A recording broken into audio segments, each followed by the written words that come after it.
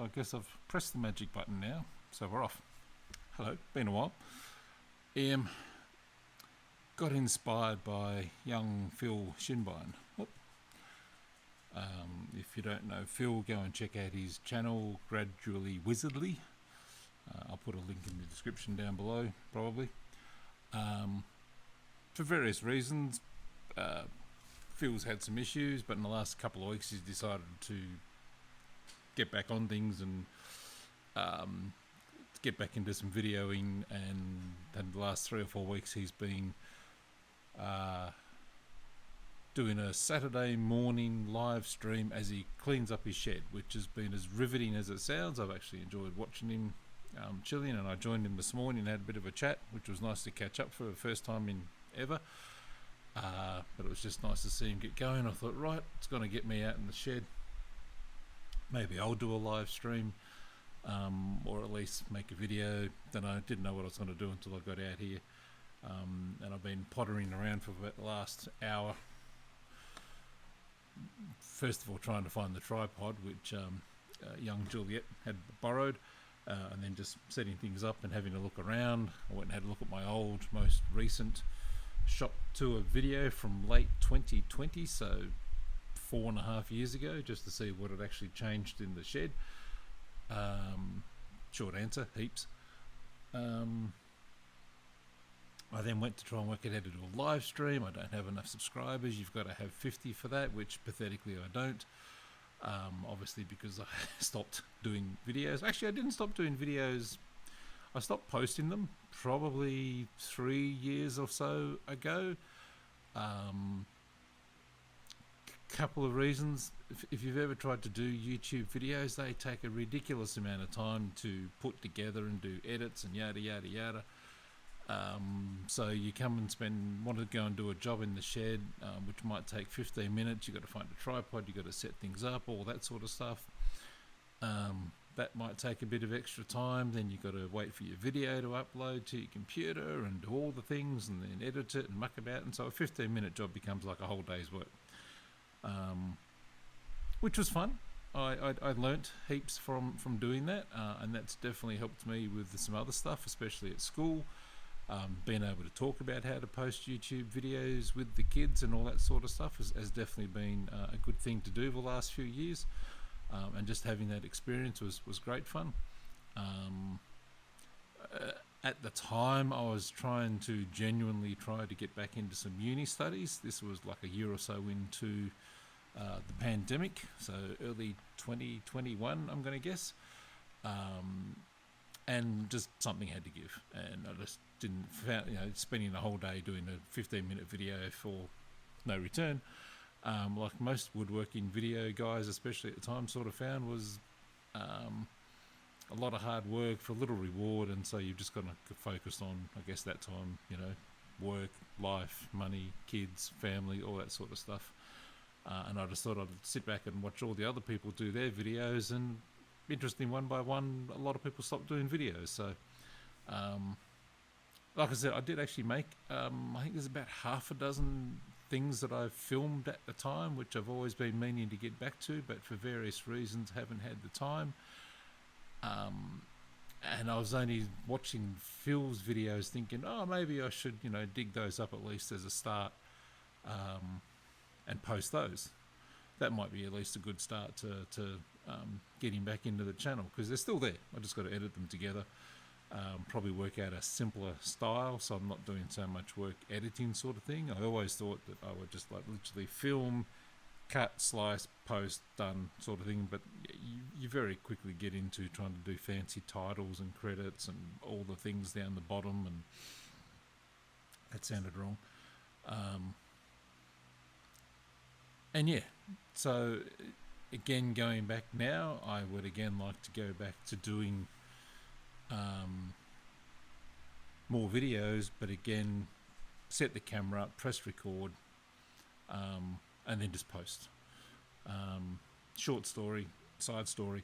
I recently dug out my old cassette tape collection out of the back room, and a few weeks ago I bought a USB connector for my iMac, so that I could digitize all my old tapes. So I got a bunch of old bootlegs that I'd recorded myself, a whole lot more bootlegs that I'd apparently had procured from other people. There is stuff there that I'm like, where did I get this from again?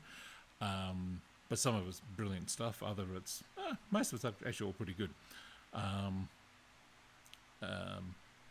There's definitely some concerts that I've recorded that I don't remember going to. I certainly don't remember recording them. I used to have a little Sony Walkman, which had an Orsium plug-in stereo mic on top. It was actually quite good, better than just your basic Sony Walkman for recording stuff. And it actually does make pretty good sound recordings. They're not great. It's not like it's off the board or anything, but it's actually still pretty good. And so I've got tapes where I've obviously thrown the Walkman in the jacket and pressed record and just, written stuff on the tape. And at some point I've listened back to it because I've track listed it. And it's probably the last time I listened to it 20 plus years ago. So I've recorded all those. They'll be coming up later. I'm going to set up a whole new YouTube channel just for that. More details on that to come in the next couple of days, couple of weeks, months, years. But another part of the tapes that I had was, and this was the whole point, I used to work in community radio, 2MCE FM in Bathurst. I did various shows there, the album show, morning show, Studio 4, and a friend of mine, Phil, he's the head of communications there, I believe now. We set up a show, 4 o'clock every afternoon, Monday to Friday, 4 to 5:30, called Beat Cafe. And I believe it actually still goes.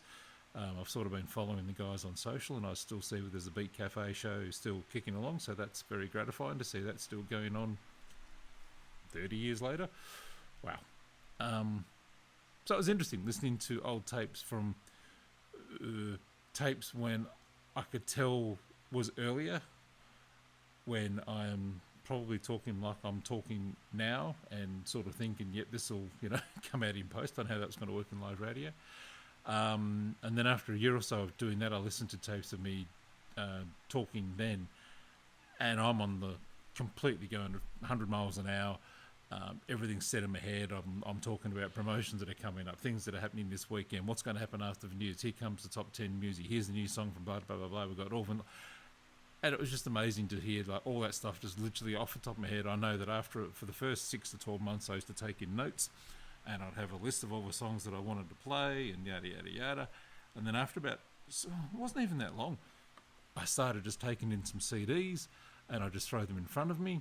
And then eventually the notes went away too, and I just did the whole thing off the top of my head. Bang, walk in. I was notorious for turning up for a 4 o'clock show. I would literally turn up just before the 4 o'clock news and walk into the studio as the news was playing.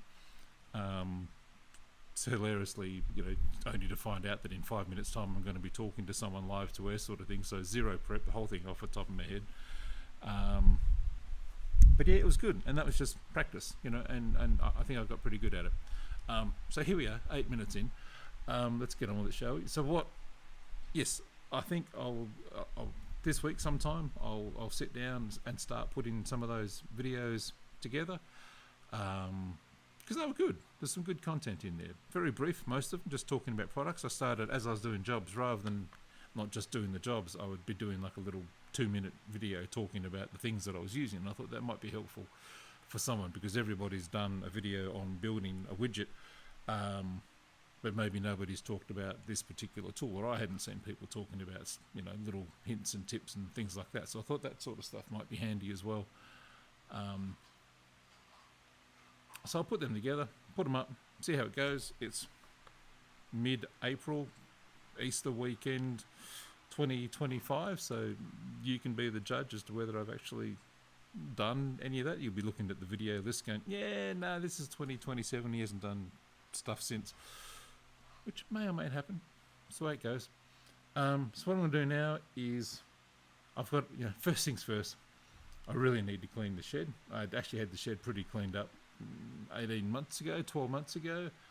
Hadn't done a huge amount of work out here in a while, but then I think the catalyst or the start of the problems was I went to visit my mum September last year, and hadn't been home properly for a couple of years, COVID, etc. Took about 2 or 3 bags of tools with me because there was a heap of jobs that needed doing around the house. And then when I got back, just literally dumped it all on the tables, and there they sat for months. And in the meantime, any other job, the stuff that comes out gets dumped on the table and kind of gets shuffled around. You'll see when I do a shop tour. I won't do a shop tour now. I'll do it at the end. Suffice to say that heaps has changed. But yeah, I think I'll spend probably this weekend, probably next weekend at least, cleaning up. And then we'll do a proper shop tour, and I'll talk about, a bunch of new things that I've got and what's been working, what hasn't been working.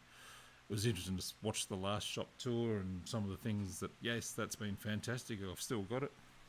Or no, that's been crap and that's moved on. I did build a table saw, for those of you that were wondering. That is actually sitting behind there. Hasn't been used anywhere near as much as what I thought I would. Because I've got a new job at school. I'm now the woodwork assistant manager of the workshops, both metalwork and woodwork, at my high school. So I spend basically my weekdays playing in the workshop, setting things up, cutting tools, blah, blah, blah, blah, blah, having a great time, helping the kids. And so when I come home, the last thing sometimes, it's not that, it's just, haven't had things to do in the shed. Often I'll just get them done at school or whatever sort of thing. We finished our last renovation a couple of years ago, so again, that's, once the bathroom laundry part 2 was finished, which took over 12 months.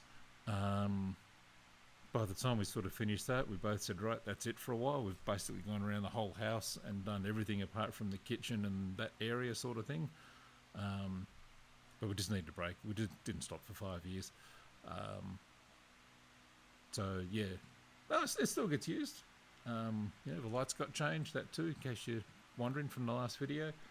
Got a lot more stickers. Still looking for more, so if you have stickers, please send or, get in touch. But yeah, so what I think I'll do now is that I'll hit a pause on this, stop this video, and then start another one. And that can be my cleanup, part 1, I guess, which will literally be me pottering in the thing. So I just thought I'd do a quick intro video, say g'day, get back on the horse, as it were.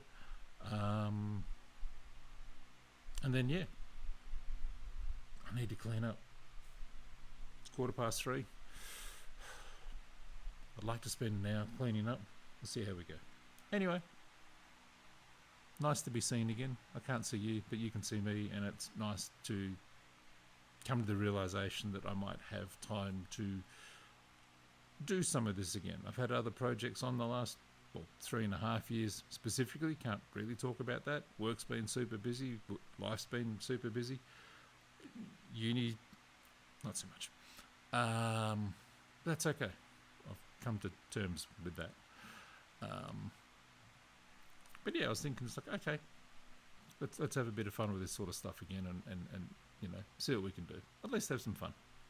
Who knows? Okay, time to press the magic button. Thanks for watching.